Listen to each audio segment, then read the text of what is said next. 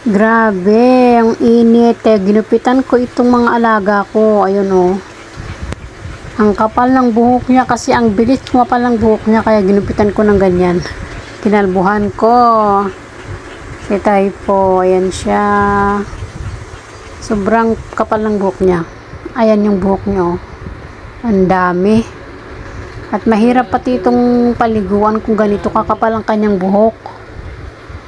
Kahit na anuhin mo ng shampoo. Grabe. Ayan.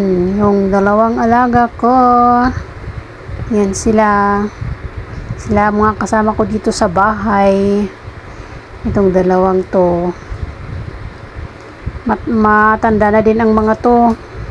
Mga 12 years na din ang mga to. 12 years na sila. Siguro sa tao, mga ano na din, mga 90 years old na ba? Yan. Bye-bye. Thank you so much po sa panonood. Maraming salamat.